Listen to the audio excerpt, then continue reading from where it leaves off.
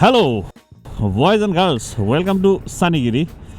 আমি জানি আপনারা বাইক মিস করতেছেন, আপনাদের থেকে বেশি আমি প্রচণ্ড পরিমাণে বেশি বাইক মিস করতেছিলাম, যার কারণে আজকে আমি ফুল রেডি হয়ে বাইকার হয়ে বের হয়েছি। ঢাকা শহরের ভিতরে গাড়ি চালানো একটা মানসিক অত্যাচার, মানসিক টর্চার, বিকজ অফ দ্য টেসলাস। ভাই, অসাধারণ স্কিলফুল ড্রাইভারদের সাথে আপনি কোনো পাত্তাই পাবেন না, কলিজাটা ছোট্ট হয়ে যাবে। সেই জায়গায় আপনি যখন বাইক চালাবেন, you feel the ultimate freedom. বাইককে স্বাধীনতার প্রতীক আমরা এমনি বলি না, ঠিক এই কারণটাই বলি, টেসলা টুসলা গনার টাইমই নাই। আর গাড়িতে ঘুরে একটা জিনিস আমি খুব রিয়েলাইজ করছি, ধরেন এত পরিমাণ কনজাস্টেড সিটির মধ্যে আমরা থাকি, সেখানে একটা সিএনজি বা একটা টেসলা আমাকে মেরে দিল, তারই ভুল, কিন্তু আমি গাড়িতে থেকে তাকে ধরতে পারবো না, সে পালায় যাবে। কিন্তু বাইকের ক্ষেত্রে যদি এই জিনিসটা হয় যে আমার বাইকে মারছে এবং সে পালায় যাওয়ার চেষ্টা করছে, ভাবেন একবার কি হবে, কোন জায়গায় যাবে, আমি তার আগে গিয়ে তার ধৈর্য যা আদায় করা সব আদায় করে নিতে পারবো। তো গাড়িতে বসে এই অসহায়টা ফিল হয়, কিন্তু বাইকে যখন এখন আসছি, এখন আবার I feel like I am the king of the road. আর যখন এরকম একটা বাইক থাকবে তখন তো এই জিনিসটা আরও ভালোভাবে আপনি রিয়েলাইজ করতে পারবেন। Yes bros, we have today the Honda NX 200, যেটা রিসেন্টলি বাংলাদেশের মার্কেটে লঞ্চ হয়েছে এবং চালায় যা মজা না।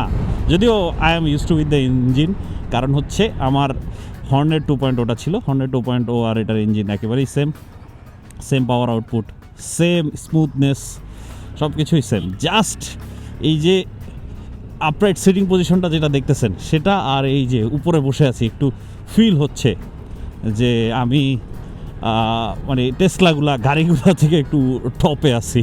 সাধারণ বাইকে বসে ধরেন এরকম হয়ে থাকতে হইতো, এখন একবারে সিনা চওড়া করে বসে আছি। এই জিনিসটা শুধুমাত্র এই অ্যাডভেঞ্চার বাইকেই সম্ভব। আর দ্যাটস ওয়াই ভাই মোহাম্মদ সানির অ্যাডভেঞ্চার বাইক পছন্দ। আজকে কিন্তু অনেক কথাবার্তা হবে ভাই, প্রচুর মোটো ব্লগ হবে। মোটো ব্লগিং না করলে মন থেকে কথা বের হয় না। মোটো ব্লগিংয়ের মধ্যে একটা জাদু আছে, যার কারণে না চাইলেও অনেক কথা মন থেকে বের হয়ে যায়। এই ভিডিওটা শ্যুট করা হয়েছিল অনেক আগে, গাড়ি কেনার পর টানা কয়েকদিন গাড়ি চালাইছি, তার পরবর্তীতেই হচ্ছে হঠাৎ করে এই বাইকটা আমি হাতের মধ্যে পাইছিলাম। আর এতদিন একটু ব্যস্ততার মধ্যে দিন যাচ্ছিলো। প্রথমত আমার বিবাহবার্ষিকী ছিল, একটা ট্যুরে গেছিলাম, দ্বিতীয়ত একটা ব্র্যান্ডেড কন্টেন্টের প্রেশার ছিল। এখন ফাইনালি এটা এডিট হয়ে গেছে, এনজয় দ্য কাহিনী। আমি বাইকের রিভিউ তো একদমই করি না, মাঝে মধ্যে হ্যাঁ ফার্স্ট ইমপ্রেশন শেয়ার করা হয়, আর যদি ব্র্যান্ড কোলাবোরেশন থাকে তখন আর কি বাইক রিলেটেড ইনফরমেশনগুলো যেটা ব্র্যান্ড চায় সেগুলো আপনাদের সাথে শেয়ার করি। And this video is not sponsored by Honda, but I am making this video in collaboration with Honda sales point Uttara, যেখানে আপনারা এই NX 200 যদি নতুন কিনতে চান তাহলে পেয়ে যাবেন, সাথে হন্ডার যে কোনো বাইক যদি ব্র্যান্ড নিউ কিনতে চান পেয়ে যাবেন। আর ইনশাল্লাহ they will try to offer you good after sale service এবং quick warranty support. Honda just nearly made a perfect on-road adventure bike in this segment. Nearly বলতেছে জাস্ট কিছু জায়গায় হন্ডা হয়তো আমার মনে হয় ইমপ্রুভ করতে পারতো, যেগুলো খুবই মাইনর। যেমন ধরেন এই যে ক্লাচ বা যেই ব্রেক লিভারগুলো আছে, এগুলোর কোয়ালিটি আর একটু বেটার হইতে পারতো।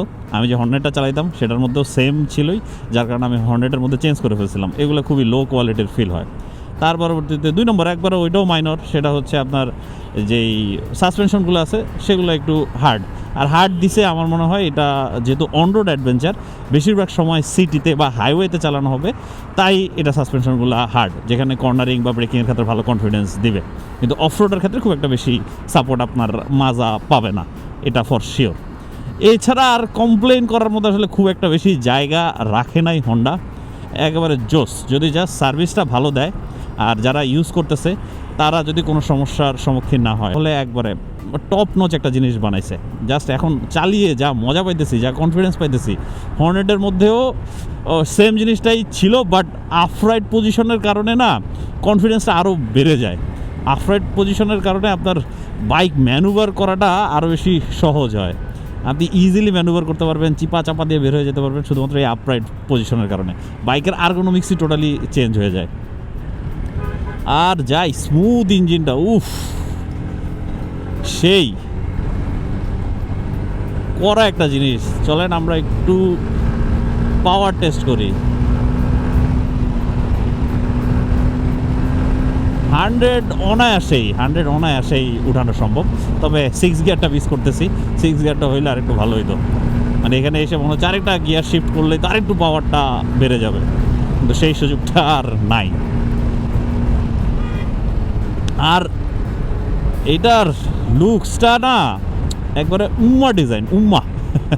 দেখাই দিছি আপনাদের ভাই, জাস্ট লুক এট দিস, কি সুন্দরভাবে ডিজাইন করা হয়েছে।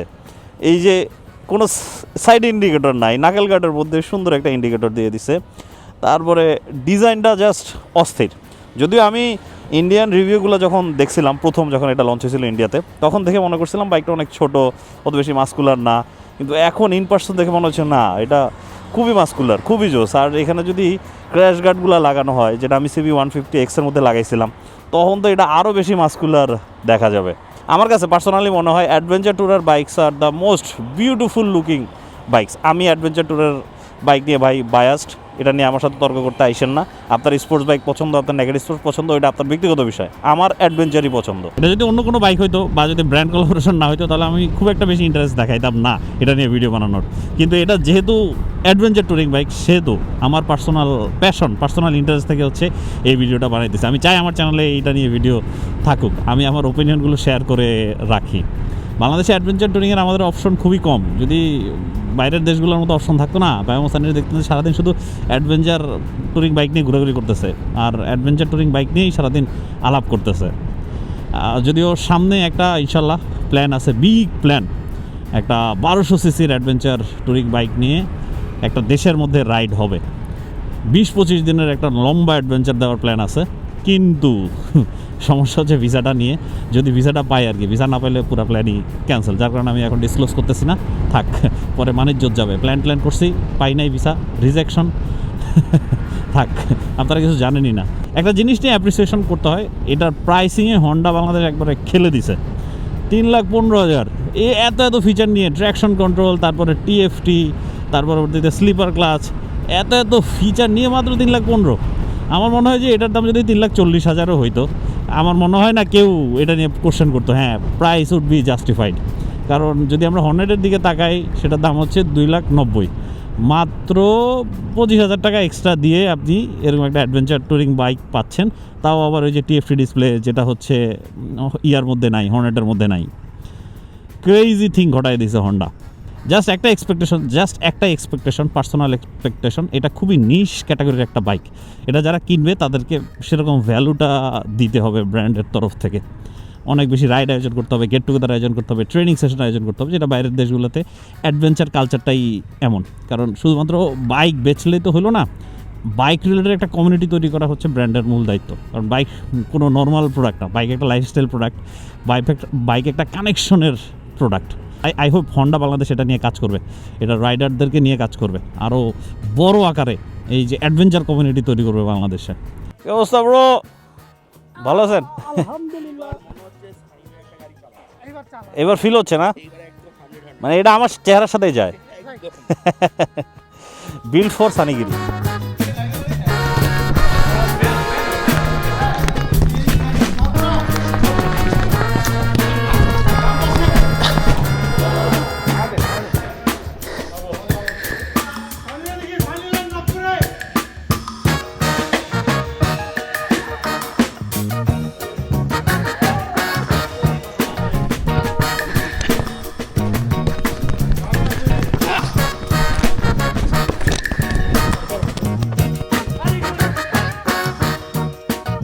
এখন আমরা উঠতেছি হচ্ছে ফ্লাইওভারে। এখানে একটা ইউটার্ন আছে, জোস লেভেলের কর্নারিং হবে।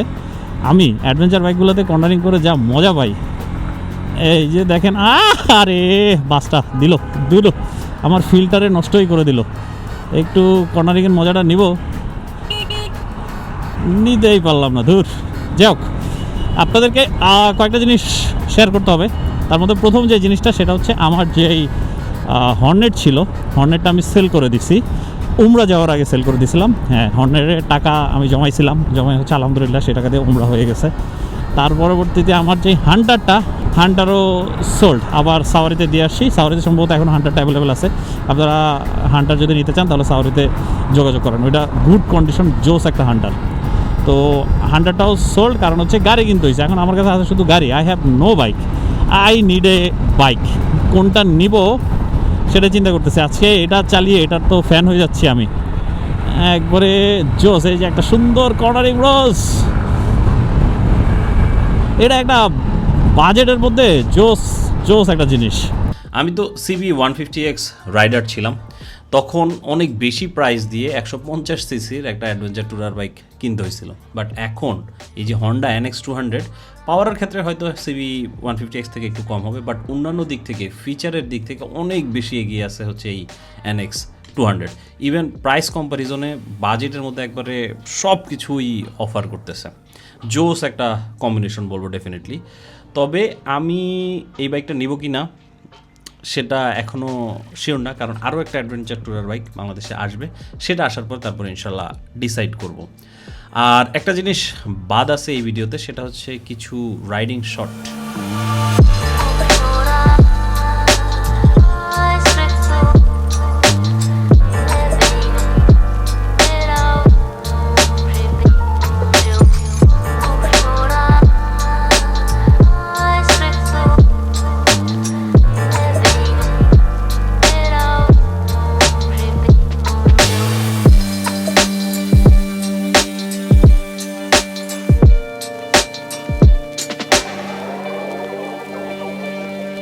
আর এই হচ্ছে জিয়া ভাই, একটা অ্যান্টিক পিস নিয়ে আসছে সে, R15 ভার্সন 1। কই পাইছেন এটা? আসছে,